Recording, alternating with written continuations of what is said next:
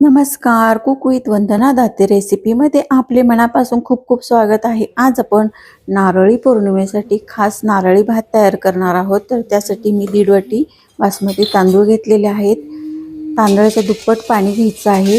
तरी मी इथे 4.5 वाटी पाणी घेतलेलं आहे, उकळत ठेवलेलं आहे. त्यात 1 चमचाभर साजूक तूप घातलेलं आहे. महत्त्वाची टीप म्हणजे साजूक तूप किंवा तेल पाण्यामध्ये टाकल्यास भात मोकळा छान शिजतो.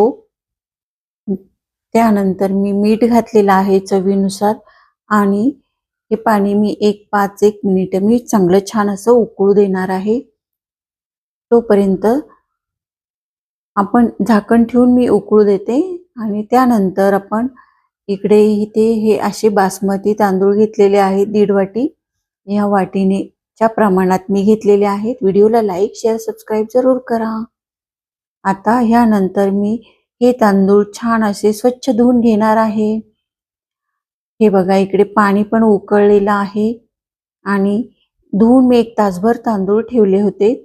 आता मी हे उकळलेल्या पाण्यामध्ये हे तांदूळ मी शिजवणार आहे. छान असे मोकळे होईपर्यंत 5-7 मिनिट आपण हे तांदूळ शिजवून घ्यायचे आहे. सर्व तांदूळ मी घालून घेतलेले आहेत. आता हे छान असं मिक्स करून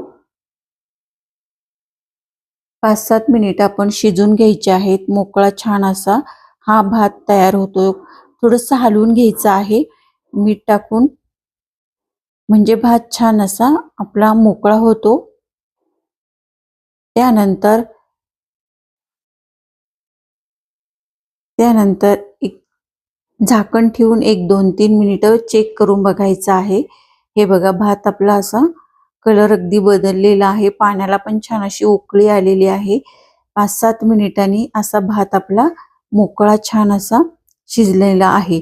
एकूण 7 ते 8 मिनिटं लागतात भात शिजवायला. असा मी चाळणीने काढून घेत आहे. पाणी सगळं काढून घेतलेलं आहे त्यातलं, म्हणजे आपला भात छान असा मोकळा मोकळा होतो. अजिबात पाणी ठेवायचं नाही. भात आपला सर्व शिजलेला आहे.